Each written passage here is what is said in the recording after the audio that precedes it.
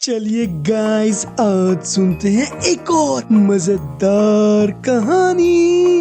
एक दिन छोटू सुपरस्टार अपनी मस्ती में गांव में घूम रहा था और घूमते घूमते वो मैजिक माउंटेन पर पहुंच गया और वहां उसे दिखी जादुई परी जो कि मैजिक माउंटेन पे बैठ के तपस्या कर रही थी।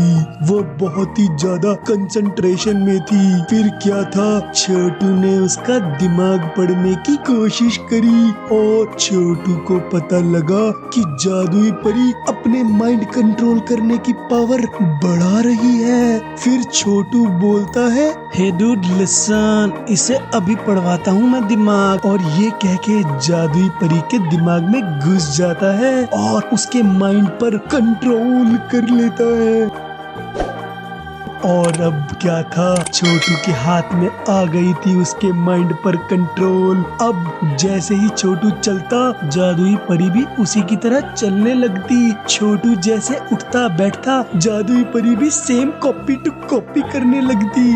वो दोनों अब सेम तरीके से हंस भी रहे थे। फिर छोटू उसे गांव ले आता है और उसे अपना स्कूल का होमवर्क कराता है और उसे देख के हंसने लगता है।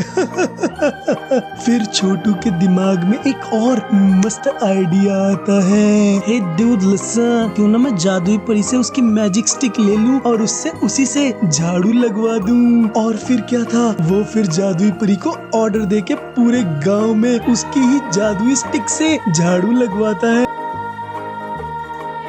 और पिद्दी पंडित की बकरी को भी जादुई परी से बात करवाता है। और ये सब काम करके जादुई परी अंदर से टूट जाती है बिल्कुल। पर उसे समझ नहीं आता है कि इस जादू से बाहर कैसे निकला जाए। और वो फिर काल रूप को याद करती है। जैसे ही वो काल रूप को याद करती है, वैसे ही छोटू का जादू टूट जाता है और फिर जादुई परी अपनी झाड़ू लेके वहाँ से रफू चक्कर हो जाती है। और फिर छोटू हंसता है और बोलता है, हे डूड, अरे नहीं यार, अब कौन करेगा मेरा सारा काम? ओ गॉड, अब तो मैं थक ही जाऊंगा डूड। फिर से बाबा ट्री की मैजिक पावर की वजह से लगी वाट जादुई परी की। गाइस, हमारे चैनल को सब्सक्राइब करें और वीडियोस को लाइक करें और कमेंट करके बताओ कि बेस्ट पार्ट कौन सा लगा। Thank you.